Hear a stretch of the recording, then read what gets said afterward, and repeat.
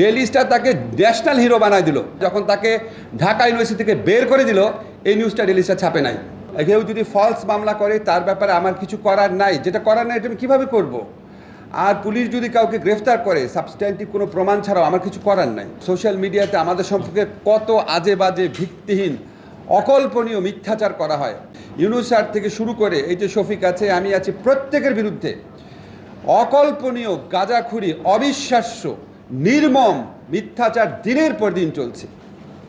আমরা এটা মামলা তো দূরের কথা, ফরমাল প্রতিবাদও করিনি, বাংলাদেশের মানুষের বিবেকের উপর ছেড়ে দিয়েছি, দেখা যাক গ্রেফতার হলো কেন, আসিফ নজরুল কী করে, তারপর এই লোকরে আপনার আবার হাইকোর্ট জামিন দিল, পুলিশ কেন আবার সোনা রেস করালো, আসিফ নজরুল কী করে।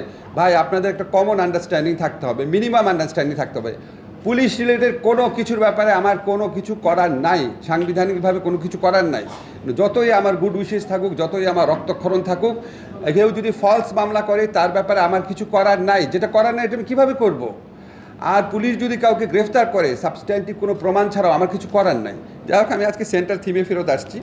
এক হচ্ছে আমরা ডিজিটাল যে প্রোটেকশন অ্যাক্ট করেছি, সেটার মাধ্যমে আমরা আগের সমস্ত মামলা বাতিল করেছি রহিতকরণ ধারাতে।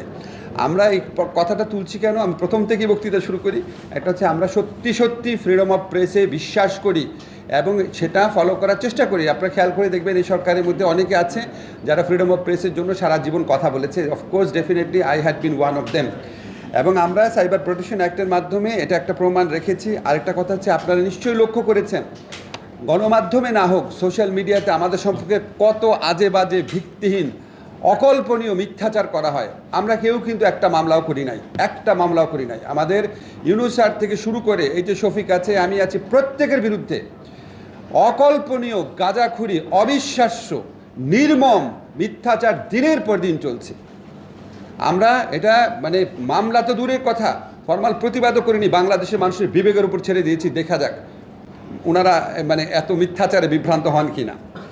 মামলার ব্যাপারে আপনাদের বারবার বলি, মামলার ব্যাপারে আমাদের কিছু করার নাই। বাংলাদেশের মানুষ যদি ইনসেনসিটিভ হয়ে যায়, এক শ্রেণীর মানুষ যদি মামলা করার মধ্যে ব্যবসা করার প্রবণতা খুঁজে পায়, এক শ্রেণীর আইনজীবী, এক শ্রেণীর রাজনীতিবিদ যদি এর সাথে সামিল হয়, বাংলাদেশে কোনো পৃথিবীতে কোনো আইন নাই যে আপনি যা বলবেন আপনি মামলা করতে পারবেন না।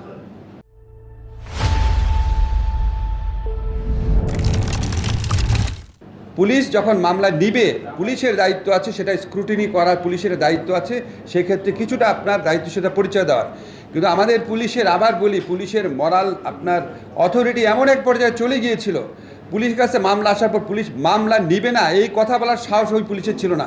বিকজ এই পুলিশ গত 15 বছর ইচ্ছামতো মিথ্যা মামলা নিয়েছে, তাদের ওই মরাল অথরিটি ছিল না। আমরা সেটা রিভাইভ করার চেষ্টা করছি।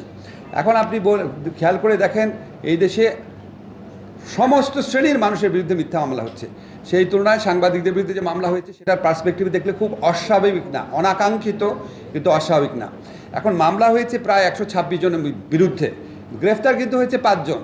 126 জনের অন্য কেউ কিন্তু গ্রেফতার হয় নাই। সংবাদপত্রের স্বাধীনতার ব্যাপারে অনেক কথা বলা হয়। আমি 1987 সন থেকে সাংবাদিকতা করেছি।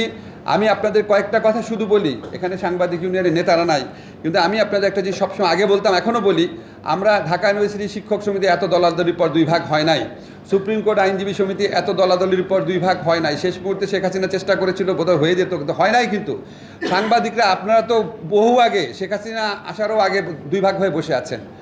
আপনারা প্রত্যেকটা জায়গায় 2টা করে কমিটি, প্রত্যেকের বিরুদ্ধে যুদ্ধ করেন, নিজেরাই যুদ্ধ করেন। তাহলে আপনি স্বাধীন হবে কীভাবে? যেই দেশে নিজেরা যুদ্ধ করে সেই দেশ কোনো স্বাধীন হয়? আপনারা আগে এই যে সংস্কারের কথা বলেন, আপনারা এই সংস্কারটা আগে করেন, একটা ইউনিয়ন করেন, সুষ্ঠু অবাধ নির্বাচন করে একটা প্রেস ক্লাব করেন, সবাই নিজের আগে ঐক্যবদ্ধ হন। আমরা এরশাদ বিরোধী আন্দোলনের সময় রাজপথে ছিলাম, সাংবাদিকদের সাথে ছিলাম, এই প্রেস ক্লাব থেকে মিছিলে দেখেছি সাংবাদিকতার ঐক্যের কত বড় শক্তি থাকে। সেকেন্ড সমস্যা হচ্ছে, আপনারা আমাদের দেশে কিছু এনেবলিং অ্যাক্ট আছে যেটাতে ফ্রিডম অফ প্রেস বা প্রেসের এফিসিয়েন্সি প্রয়োগ করার স্কোপ আছে। একটা ধরেন ফ্রিডম অফ ইনফরমেশন অ্যাক্ট।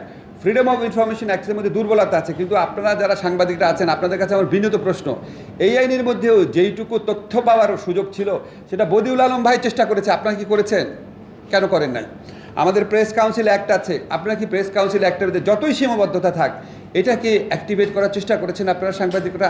আমাদের সমস্যা আছে, আমি আপনাদের কথাগুলো বলছি, আপনারা এই জিনিসগুলো করেন, সাংবাদিকতার, সাংবাদিকদের শক্তিমত্তা, সাংবাদিকতার ইন্ডিপেন্ডেন্স আরও অনেক বৃদ্ধি পায়।